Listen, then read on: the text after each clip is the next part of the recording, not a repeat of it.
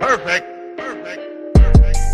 Hello, beautiful people. My name is Nnaishi from the Cap City, Pitori Mahlangeni, and welcome to the Grounded and Fearless podcast, the podcast that is just for you.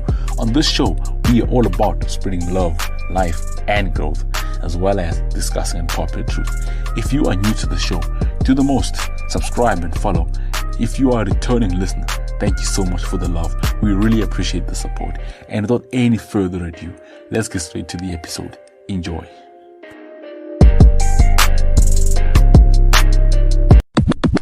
And welcome to another episode of Grounded and Fearless. And on today's episode, we are taking small, subtle steps of gratitude with Zanele Nobunga. Zanele is from Nelspruit, which is in the beautiful province of Mpumalanga. She's currently studying medicine and is doing her third year. Zanele, welcome to the show. Thank you so much for having me. I am very excited to share my story and the blog with everyone. Thank you for blessing us with your presence. And could you please share with us why you started the Small Subtle Steps blog? All right. So basically, my whole life, I've always wanted to help and heal people. And because of that, it led me on a path that made me realize that I actually want to help people learn how to help and heal themselves by using the power within. As Small Subtle Steps, we aim to help our readers reach self-realization, which is the fulfillment of your fullest and most highest potential. And we do this through raising consciousness, building confidence, gratitude, love, and everything in between. And then the essence of Small Subtle Steps started, I believe I was going through a very rough time in my life. And then I remember this one day where I was sitting and crying and was like, what's the point of it all? Like, why are we even here? And even though then I didn't know it, but I just had to go through that pain. I had to ask those questions. So I believe I can get the answers. And a couple of days later, my brother sent me the book Conversations with God. And from there onwards, I began my spiritual awakening journey. And then I used Small Subtle Step as the medium in which I bring everything that has been helpful and life-changing on this journey to help other people as well. Wow, I think that is amazing that you want to share with other people the things that have helped you in your life and also with the awakening of your spiritual journey. And the question I have for you now is like, how did you come up with the name Small Subtle Steps?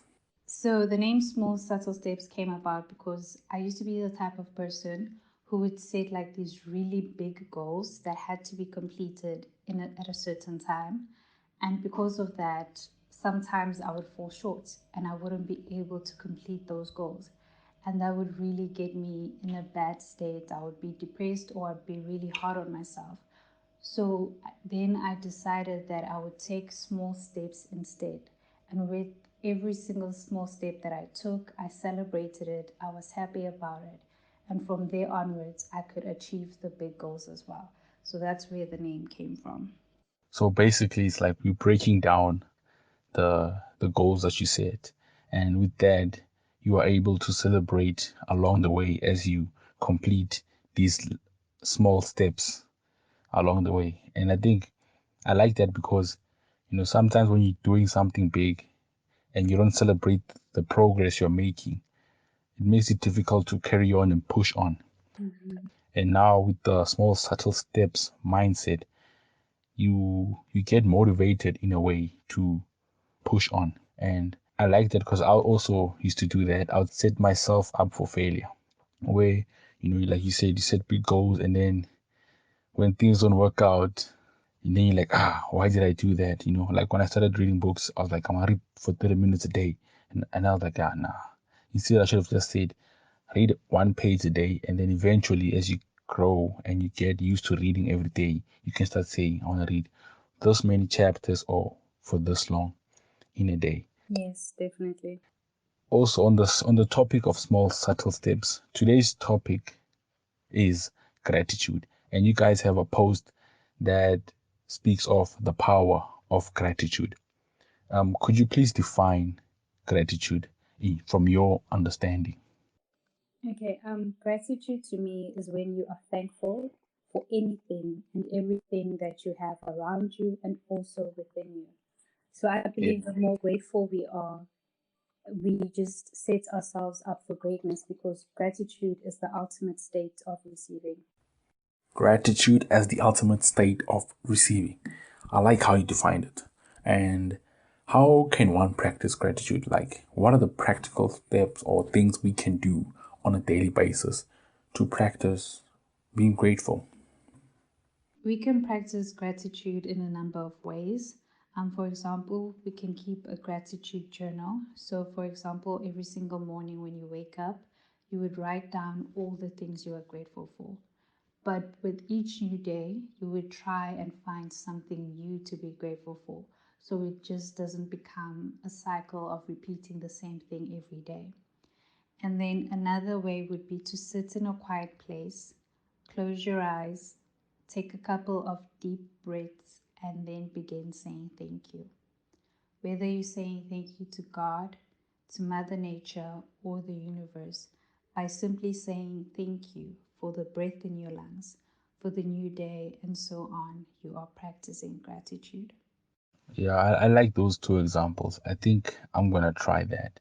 And I like how you say every day we should find something new to be grateful for.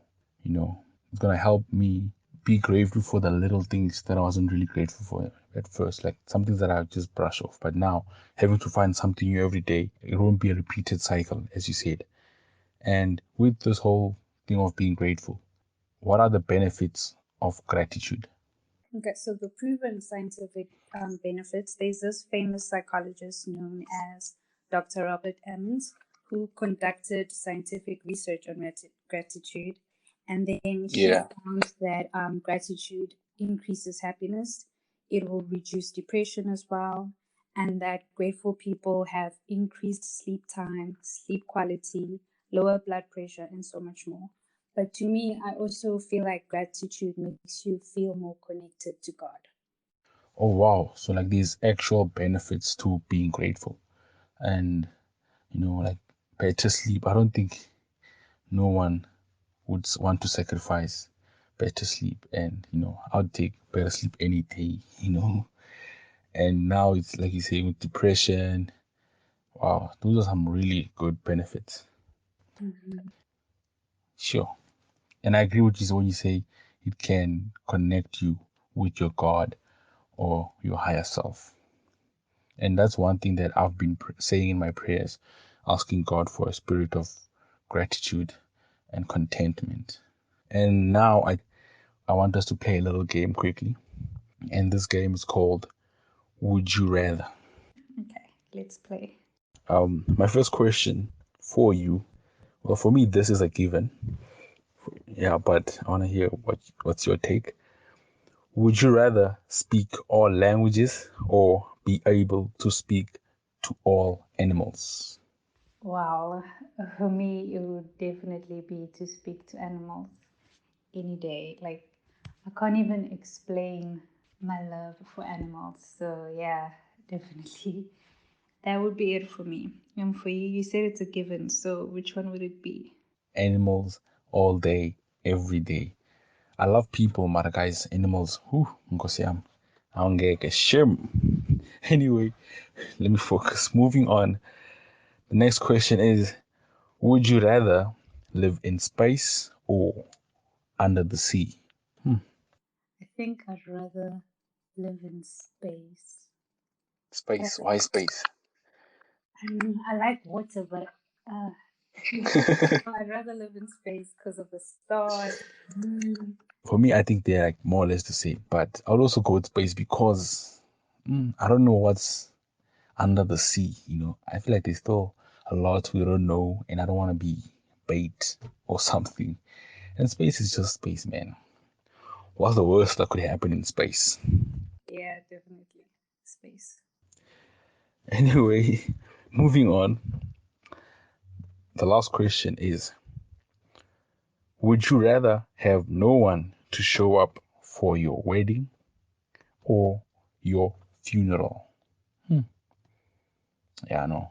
Let's hear where you stand on this one. So what? Like I still get buried, just nobody shows up. Yeah, like you get married, it's just you and the pastor and you and your husband, or you and your spouse. And then the buried part, it's just the funeral parlor doing everything. Nobody there. Yeah, no, and like they roll you down, then they cover up, and then I think I'd rather have nobody at my funeral than my wedding because, like, with my wedding, I'm going to be there, so I want the people I love and care about to be there with me so we can celebrate it together. The funeral part, I'm not going to be there anymore, so even though there'll be pain and my loved ones would be hurting, they will heal. So I'd rather share the good memories of us being together. Yeah. I also agree with you there. Like, I'd also choose that no one come to my funeral than the wedding. Like, I'd rather be celebrated when I'm alive as well. And also, like, to save costs, like, because it would just be the funeral parlor doing their thing and, like, setting up and everything. But yeah. Anyways, Zanil, now it's time for the money question, the make or break. And here it comes. What does grounded and fearless mean to you? So before this, like when these two words, I didn't actually know that they had such a huge impact in my life and that they were playing a role in my life. Because Yeah. recently I've been doing these grounded yoga and meditation practices. So basically, Okay. they teach us how to connect to the core of the earth. For like instance, in yoga, they'll teach us how to connect all the four corners of our feet to the ground. And by doing this, you Wow. feel the earth rise up to support you. And then in time, your body learns to anchor down and trust more.